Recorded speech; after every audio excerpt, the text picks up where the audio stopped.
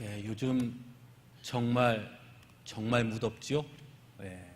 날씨가 정말 낮 밤을 가리지 않고 더운 것 같습니다.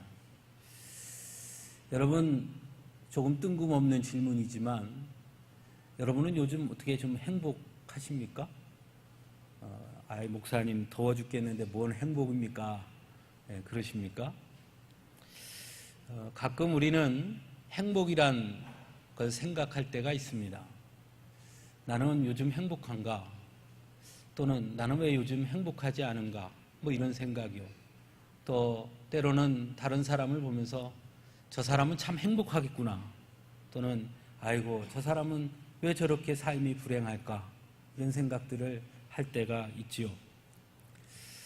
여러분, 행복이란 것이 무엇일까요? 우리는 과연 언제 행복하다고 느끼는 것일까요? 그런 생각을 해보신 적 있습니까? 가만히 생각해 보면 크게 두 가지 측면에서 아마 이야기할 수 있지 않을까 생각해 봅니다. 첫째는 현재의 삶의 만족도이겠죠. 지금 현재 매우 내 삶에 만족스러울 때 우리는 행복하다라고 말합니다. 그런데 이 만족이라는 것이 어떨 때는 아주 단순한 만족감을 느낄 때도 있고, 때로는 너무 커서 작은 것에 만족하지 못해서 그래서 불행하다고 느끼는 경우도 있는 것 같습니다. 저는 요즘 가장 행복할 때가 언제냐 물으면, 더운 날 야외에 이렇게 나가 있다가 집 안에 들어와서 에어컨을 탁 틀어놓고 냉장고에 시원하게 들어있던 수박을 꺼내서 탁 썰어가지고 시원한 에어컨 바람을 쐬면서 수박을 탁 먹을 때, 그때 너무너무 행복하다 이런 생각을 느끼게 됩니다. 여러분은 어떻습니까? 네? 그런데 그런 행복감을 느끼는데 어떨 때는 잠깐 그 행복감을 느끼다가 순간 우울해지는 때가 있어요. 뭐냐면, 참 시원하고 좋은데 이번 달 전기요금이 얼마나 나올래나? 이런 생각이 하면 조금 전에 막 좋다 시원하다 했다가도 갑자기 우울해지게 되지요. 그러니까 행복을 느낀다는 것에는 현재의 만족도도 있어야 하지만 또 한편으로는 미래에 대한 기대가 함께 존재해야겠지요. 지금의 이 만족감이 지속되어질 수 있다고 느낄 때 우리는 행복한 것입니다. 그렇지 못하면 지금은 내가 지금 만족스럽지만 그것이 조금 뒤에는 엄청난 전기요금으로 쏟아질 것을 생각하면 절대로 행복할 수 없는 것처럼 말입니다. 그런 의미에서 행복이란 현재의 만족감 그리고 미래에 대한 기대와 희망이 함께 어우러질 때 아마 우리는 행복하다라고 또는 행복감이라고 말하는 것이 아닌가 생각해 보게 됩니다. 지난 7월 14일 우리 기독공보 기사에 이런 기사가 하나 올라왔습니다. 우리나라 국민 10명 중 7명은 우리나라 청년들이 지금 현재 우리나라 청년들이 매우 불행하다라고 생각하고 있다는 것입니다. 그러니까 이것은 청년들 스스로가 우리는 불행해 이렇게 느끼는 것이 아니라 우리나라 국민들 전체가 요즘 우리 청년들을 보면 참 쟤네들 참 불행하다 이렇게 생각한다는 겁니다. 구체적으로 한국보건사회연구원이 지난 7월 5일과 6일에 이 조사한 저출산 고령화 시민 인식조사라는 이 조사 결과에 따르면 국민들이 바라보는 청년들에 대해서 우리 청년들, 지금 살아가고 있는 청년들은 매우 불행하다라고 한 응답률이 73.4%로 조사되었다고 합니다. 그러니까 10명 중에 7명 이상이 현재 우리 청년들은 불행하다라고 생각한다는 겁니다. 청년 당사자들인 19세에서 29세 청년들 스스로는 자신들은 76.9%가 불행하다라고 느끼고 있고요. 30에서 39세의 연령대에서 바라보는 청년들은 77.9%가 지금 청년들 참 불행하다. 40에서 49세는 75.7%, 50에서 59세는 75%, 60세 이상에서는 65% 정도가 지금 우리나라의 청년들이 매우 불행하다라고 생각하고 있다라는 것입니다. 더 충격적인 것은 우리나라 아이들, 그러니까 청년보다 더 밑에요. 우리나라 아이들이 그러면 불행하다고 생각합니까? 행복하다고 생각합니까? 라고 질문을 했더니 52%가 행복하다고 했을까요? 불행하다고 했을까요? 네? 52%의 응답률이 요즘 우리 아이들 행복하지 이렇게 대답했겠습니까? 요즘 우리 아이들이 불행하다고 대답했겠습니까?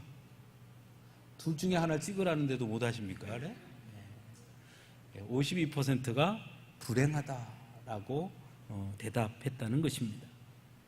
전 연령대를 비교해 보면 우리 청년 세대들이 19세에서 29세가 가장 불행한 세대라고 전 연령대가 그렇게 인식하고 있고, 두 번째로 불행한 세대가 누구라고 생각하느냐 할 때 누구 있겠습니까? 바로 그 밑에 바로 아이들이라는 것입니다. 매우 충격적이죠? 우리의 젊은이들과 우리의 아이들이 매우 불행하게 보이는 모습이 매우 불행해 보인다라고 여겼다는 것입니다. 더군다나 자녀가 없는 청년층에서는 우리나라 아이들이 행복하냐라고 질문했을 때 65.5%가 우리나라 아이들은 불행하다라고 답을 했다는 겁니다. 그러니 당연히 출산율로 이어져서 아이를 낳지 않겠죠. 왜냐하면 아이들이 불행하다고 여기니까요. 그래서 2017년 기준 우리나라 합계 출산율은 1.03명으로 역대 최저치를 기록했다고 합니다.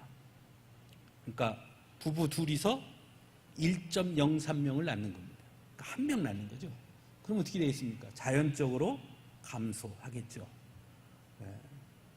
우리 성도님들 중에도 한 명 낳으신 분 계시면 빨리 하나 더 낳으십시오.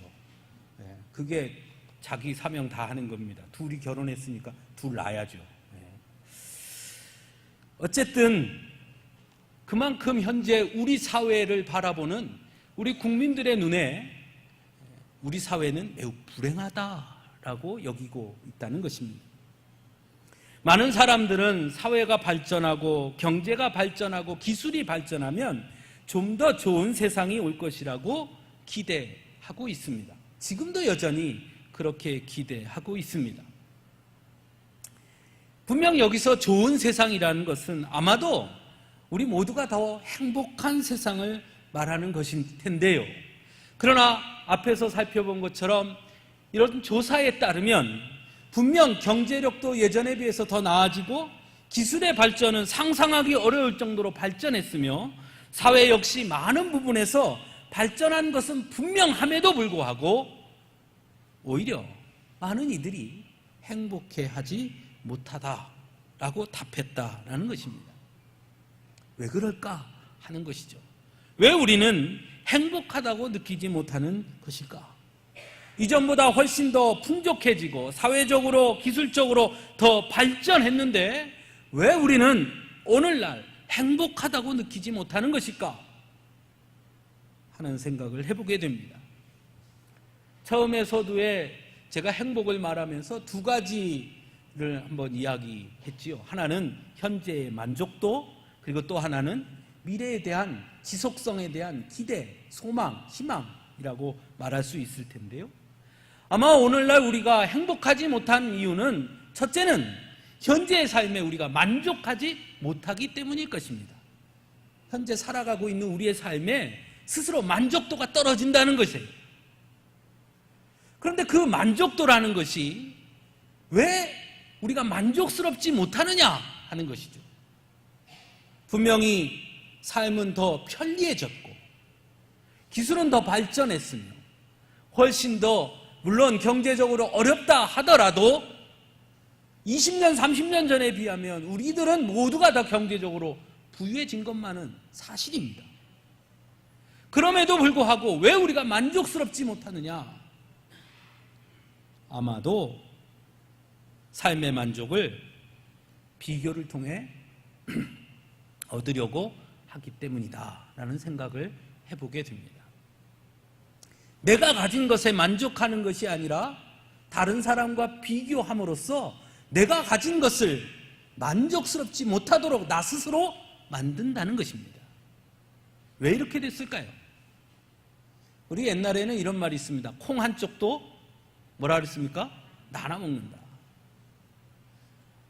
어떤 선생님이 아이들한테 앉혀놓고 우리나라는 옛날부터 콩 한 쪽도 나눠 먹는다 그랬다. 그게 우리나라의 정이다. 이렇게 설명하니까 어떤 아이가 손을 번쩍 들고서 일어나서 이렇게 말했답니다.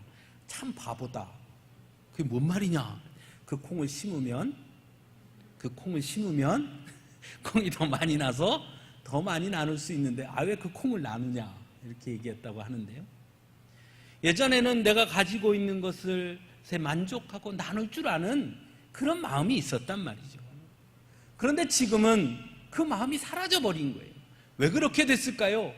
발전, 경제 발전, 사회 발전을 이루면서 우리는 끝없이 앞으로 하나에 만족하지 말고 머무르려 하지 말고 자꾸 앞으로 했기 때문에 우리 스스로 내가 가지고 있는 것에 만족하면 안 되는 것처럼 여겼습니다. 내가 가지고 있는 것에 만족하는 것은 마치 게으른 사람들의 모습인 것처럼 말했습니다. 이만큼 이루었으면 더 가야지 왜 거기에 멈추려고 하느냐, 이랬단 말이죠. 그것이 자연스럽게 습득되어서 이제는 우리 모두가 자꾸 다른 사람하고 비교하는 것이 마치 아주 자연스러워졌습니다. 소형차를 타는 사람은 중형차를 타는 사람을 보며 에잇 하고요. 중형차를 타는 사람은 대형차를 모는 사람을 보면서 기가 죽고요. 대형차를 모는 사람은 외제차를 끄는 사람들을 보며 기가 죽고요. 월세 전세 사는 사람은 내 집 하나만 있으면 세상에 부러울 게 없겠다라고 분명히 말해놓고 내 집이 생기면 30평이 눈에 들어오고 40평이 눈에 들어오고 50평이 눈에 들어오고 60평이 눈에 들어오고 점점 올라갑니다. 그러니 만족이 없는 거예요. 그러니 매번 불행한 것입니다. 30평 사는 사람은 40평 사는 사람 보면서 나는 불행해. 40평 사는 사람은 60평 사는 사람 보고 나는 불행해. 현재에 만족하지 못하는 것이죠. 만족은 다른 사람하고 비교해서는 절대로 얻을 수 없습니다. 성경은 우리에게 이렇게 이야기합니다. 사도 바울이 이렇게 고백합니다. 나는 부에 처한 줄도 알고 빈궁에 처한 적도 있고 내 삶은 이렇게 저렇게 살아왔으나 그러나 나는 나 하나로 만족한다. 왜? 예수 그리스도 때문에. 사도 바울이 예수님 앞에 기도할 때, 하나님 앞에 기도할 때 하나님께서 사도 바울에게 주신 말씀이 뭐냐면 내 은혜가 내게 족하다. 다른 사람과 비교해서는 결코 만족할 수 없는 것입니다. 그러나 성경은 우리에게 가르쳐 줍니다.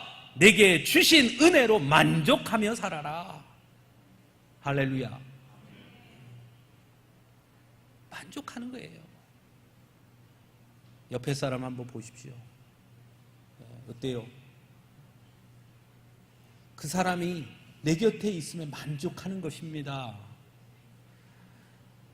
내 아내가 미스 코리아가 아니어도요, 그래도 하나님이 내게 주신 아내니 만족하며 사는 거예요. 그래야 행복한 겁니다. 볼 때마다 아이고 스스로 불행하게 만드는 거예요. 두 번째로는 왜 우리가 만족하지 못할까요? 왜 우리가 행복하다고 느끼지 못할까요? 앞에서 조사한 것처럼 미래에 대한 전망이 밝지 않기 때문입니다. 우리는 흔히 청년들과 아이들을 가리켜 뭐라고 그럽니까? 우리의 미래라고 말합니다. 그런데 우리의 미래들이 불행하다는 거예요. 그들을 바라보니까 답답하다는 거예요. 걱정스럽다는 거예요. 앞으로 쟤들이 어떻게 살아갈고 취업도 안 되고 참 걱정이다. 그러니 행복감을 누릴 수가 없는 것이죠. 앞에서 제가 말씀드린 그 수치는 결국 우리의 미래가 결코 희망적이지 않다는 것을 보여주고 있는 통계니, 그러니 이 시대를 살아가고 있는 우리는 결코 행복하다 말할 수 없는 것이겠죠. 오늘 우리가 함께 살펴본 이 에레미야서는 전체적으로 남유다의 몰락을 배경으로 삼고 있습니다. 이 시기에 유다 백성들 역시 절대로 행복할 수 없었습니다. 오히려 그들은 절망 속에 갇혀 있을 수밖에 없었습니다. 그들이 기대를 걸었던, 그리고 뭔가 희망의 빛으로 보였던 요시야 왕이 무기또 전투에서 전사한 이후 유다 왕조는 급속히 기울기 시작했습니다. 백성들은 요시야의 아들 여호아스를 왕으로 추대했으나 그가 왕으로 오른 지 석 달 만에 애굽을 쳐들어와서 그 여호아스를 끌고 가고 요시야의 다른 아들 여호야김을 자신들 마음대로 왕으로 세워서 꼭두각시 왕으로 삼았습니다. 여호야김은 바벨론에게 충성하다가 배신해서 후에 바벨론에게 공격을 당했고, 그래서 그 역시 끌려가고 이번에는 여호야긴이 왕이 됩니다. 여호야긴 역시 바벨론에 대항하다가 바벨론에 의해 포로로 끌려가게 되고, 바벨론은 여호야긴의 숙부 matthaniah를 왕으로 삼게 되는데 그가 바로 시드기야입니다. 그리고 우리가 잘 아는 대로 시드기야 역시 바벨론에 대항하다가 바벨론에 의해 포로가 되어 눈이 뽑힌 채 바벨론으로 끌려가게 됨으로써 찬란했던 유다 왕국은 결국 망하게 되고 맙니다. 그 시대를 살아가고 있던 남유다 백성들 행복했을까요? 행복할 수 없었을 겁니다. 끊임없는 전쟁, 끊임없는 침략 속에 그들은 불안했고요. 어떤 것에도 기대를 걸 수가 없었습니다. 그러니 그들은 행복할 수 없었습니다. 불행했습니다. 오늘 우리가 읽은 이 본문은 바로 이런 유다 왕국이 패망하기 직전, 또는 바벨론 포로로 이미 끌려간 이후, 주장은 좀 더 다르지만 어쨌든 그 참혹한 시대를 배경으로 하고 있습니다. 즉 희망을 찾아볼 수 없는 시기였다는 것입니다.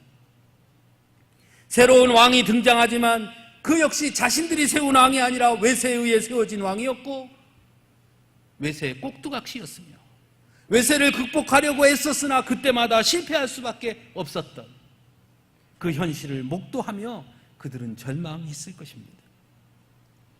특별히 조금 전에 제가 나열했던 유다의 마지막 4명의 왕들에 대해서 열왕기하 31장에 보면 여호아스가 그의 조상들의 모든 행위대로 여호와 보시기에 악을 행하였더라. 여호야긴 역시 마찬가지로 여호와 보시기에 악을 행하였으며, 시드기야에 대해서도 그가 여호야김의 모든 행위를 따라 여호와 보시기에 악을 행했다라고 증거하고 있습니다. 즉 어떤 왕도 백성들에게 희망을 줄 수 있는 왕이 되지 못했고, 그들은 악을 행한, 백성들이 볼 때에 오히려 절망스러울 수밖에 없던 그런 왕의 모습으로 서 있었다라는 것입니다. 왕이 바뀌면 달라질까 했지만 바뀌어도 그 모양 그 타령이었다라는 것이죠.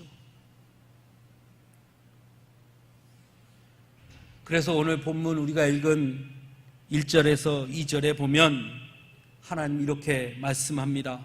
내 목장의 양떼를 멸하며 흩어지게 하는 목자에게 화 있으리라. 내 양떼를 흩으며 그것을 몰아내고 돌보지 아니하였도다. 보라, 내가 너희의 악행 때문에 너희에게 보응하리라. 바로 그 4명의 왕들을 말하고 있습니다. 백성들에게 소망을 주고 새로운 기대를 줘야 할 그들이 오히려 백성들을 몰아내고 돌보지 아니했으며 하나님 앞에도 온전하게 서지 못했다라는 것입니다. 그래서 유다 백성들은 행복할 수 없었다라는 것이죠. 여기서 끝나면 절망으로 끝나는 것이겠죠. 하지만 하나님은 자신이 사랑하는 백성들을 절망 속에 놔두지 아니하십니다. 오히려 하나님의 백성들에게 진정한 소망이 무엇인지, 절망 속에서 어디에 희망을 두어야 하는지 분명하게 가르쳐 주고 있습니다. 오늘 본문은 그것을 우리에게 가르쳐 줍니다. 첫째는 하나님은 계획하시는 분이다라는 것입니다. 본문 3절, 4절을 보시기 바랍니다. 하나님께서 양떼에 남은 것을 그 몰려갔던 모든 지방에서 모아 다시 그 우리로 돌아오게 할 것이며 그들을 기르는 목자들을 그들 위에 세우리라 라고 말씀합니다. 즉 하나님의 계획이 있다라는 것입니다.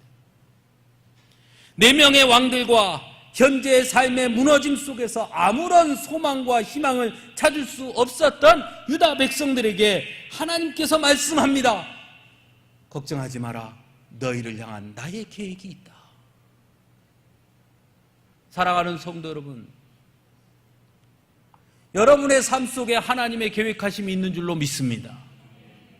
지금 현실이 비록 앞이 보이지 않는 것과 같은 암울함이 있다 하더라도, 결코 해결할 수 없을 것 같아 보이더라도, 그러더라도 우리를 향한 하나님의 계획하심이 있다는 것을 여러분 잊지 마시기를 바랍니다. 하나님은 사랑하는 자녀들에 대한 계획을 가지고 계십니다. 그들을 통해 하나님께서 하시고자 하시는 계획을 갖고 계십니다. 바로 우리를 향한 계획도 분명히 갖고 계신다는 것을 잊지 마시기 바랍니다. 그것을 기억할 때 우리는 기대할 수 있습니다. 그것을 기억할 때 우리는 소망할 수 있습니다. 그것을 기억할 때 우리는 행복을 꿈꿀 수 있습니다. 비록 내 삶이 이렇게 망가지더라도 오 주여, 주님께서 나를 향한 계획이 있음을 나는 믿습니다. 하나님 나를 위해 어떤 계획을 세우고 계실까? 두 번째로 오늘 본문은 이렇게 말씀합니다. 내가 하리라. 하나님이 하신다는 것입니다. 희망은 누구나 말할 수 있죠. 하지만 희망이 진짜 희망이 되기 위해서는 그 가능성과 실현성이 있어야 되는 것입니다. 무조건 잘 될 거야, 걱정하지 마, 그냥 잘 될 거야, 그 막연한 그 잘 될 거야는 희망이 될 수 없죠. 중요한 것은 그것을 누가 하느냐, 어떻게 할 것이냐, 실현 가능성이 얼마나 되느냐, 그것이 더 중요한 것이죠. 이스라엘 백성들아 걱정하지 마라, 다 잘 될 거다, 다 잘 될 거다, 그건 누구나 다 말할 수 있었습니다. 거짓 예언자들도 수도 없이 그렇게 말했습니다. 하지만 중요한 건 누가 하느냐는 것이죠. 오늘 본문에서 성경은 이렇게 말합니다. 내가 세우리라. 하나님이 하신다고 말씀합니다. 하나님이 하신다는 거예요. 하나님이 하신다고 하니 그것이 희망이고 소망인 것입니다. 하나님은 본문에서 목자를 세우실 것이라 말씀합니다. 누가? 하나님이 세우신다 말씀합니다. 사랑하는 성도 여러분, 여러분의 삶의 주인이 누구십니까? 내가 내 삶의 주인이 될 때 우리는 넘어지고 자빠지고 무너지고 절망할 수밖에 없을지 몰라도, 그 순간 나의 주인을 하나님께 드리면 하나님이 하실 줄로 믿습니다. 그것이 인생을 바꾸는 길입니다. 오늘 본문에서 하나님은 목자를 세우신다 말씀하셨는데요, 그 목자가 누굴까요? 5절 말씀에 보면 다윗에게 한 의로운 가지를 일으킬 것이다 라고 말씀하고 있습니다. 즉 그 말씀은 바로 예수 그리스도를 의미하는 것이죠. 예수님께서 절망의 수렁텅이에 빠진 모든 이들을 건져내실 희망의 왕으로 오실 것임을 말씀하고 있습니다. 실제로 예수님은 이 땅에 오셨고 죄의 절망에 빠져있던 우리들을 건져주셨고 희망과 소망의 하나님 나라를 꿈꾸게 해주셨습니다. 그것이 하나님이 우리에게 약속하신 약속의 실현이지요. 근데 여기서 한 발 더 나아가야 합니다. 그것은 뭐냐면 예수님이 승천하시면서 우리에게 하신 말씀이 있다는 겁니다. 그 말씀이 뭐였죠?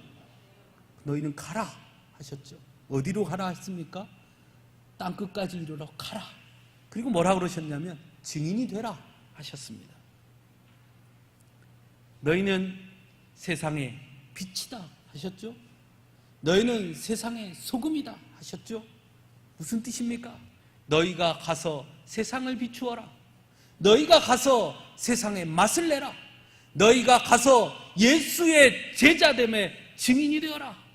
너희가 가서 세상을 변화시켜라. 너희가 가서 세상 사람들에게 소망을 전해라. 너희가 가서 복된 소식을 전해라. 그것이 복음을 전하는 일 아니겠습니까? 즉 예수님은 바로 우리들이 이 땅에 희망을 전하는 자들이 되어야 한다고 말씀하고 있다는 것입니다.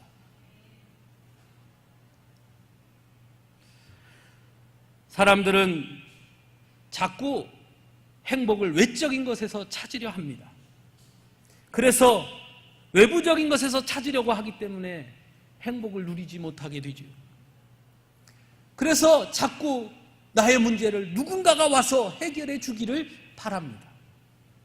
특히 우리 신앙인들 중에도 잘못된 모습들이 가끔 그렇게 보일 때가 있습니다. 하나님이 와서 다 해주실 거라. 자기는 아무것도 안 하고 하나님이 다 와서 해주실 거라.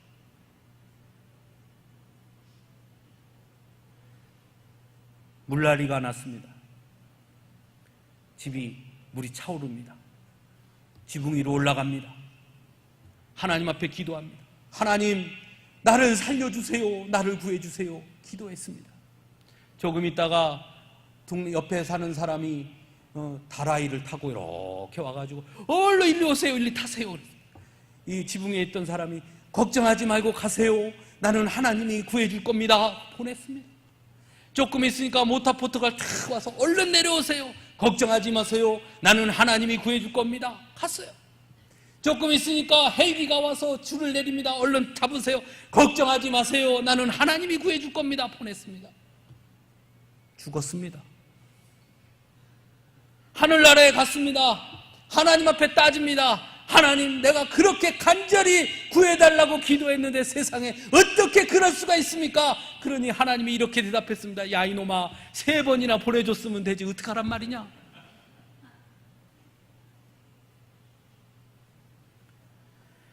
누군가가 와서 나는 가만히 있으면 해결해 주기를 바랍니다. 그런데 성경은 우리에게 말합니다. 세상이 변화해서 내가 행복해지는 것이 아니라 바로 우리가 세상을 변화시켜야 할 중심이라고 말씀합니다. 성도는 세상을 변화시키는 사람들입니다. 성도는 다른 이들에게 소망을 전하는 자들입니다. 성도는 절망에 빠진 이들에게 참 희망을 전하는 자들입니다. 그래서 우리는 삶의 현실로 인해 행복하고 불행한 자들이 아니라 하나님의 약속을 바라보고 하나님이 나를 통한 계획을 바라보고 하나님의 역사하심을 바라보기 때문에 그것 때문에 만족하고 행복한 자들이 성도들인 것입니다. 사랑하는 성도 여러분, 행복하십니까? 어떠십니까? 이제 어떻게 행복해 보시겠습니까? 아니면 여전히 아니요, 나는 불행합니다 하실랍니까? 목사님 아무리 그렇게 얘기해도 달라진 거 하나도 없습니다. 달라지는 게 없습니까? 아니요. 완전히 달라질 것입니다. 세상 다른 것으로부터 행복을 찾는 자들이 아니라 하나님이 나를 부르셨고 나에 대한 계획을 갖고 계시고 내 삶의 주인이 되어주시며 나를 하나님 부르셔서 하나님의 사명자로 부름받은 자로 이 세상의 소금으로 빛으로 소망을 전하는 자로 희망을 전하는 자로 나를 쓰시고자 하시며 바로 나를 통해 그 일을 이루실 것을 기대한다면 여러분, 우리는 행복할 수 있습니다. 아니, 이미 행복한 것입니다. 사랑하는 성도 여러분, 우리 모두 행복합시다. 옆에를 보십시오. 어떻게 제일 행복한 얼굴 표정입니까? 어떻게 아직도 근심 걱정이 쌓여있는 얼굴 아닙니까? 우리 최정 권사님 환하게 웃는 모습이 아주 행복해 보입니다. 하나님의 은혜 안에 머무는 것이 우리의 행복임을 꼭 기억할 수 있기를 간절히 바랍니다. 기도하겠습니다.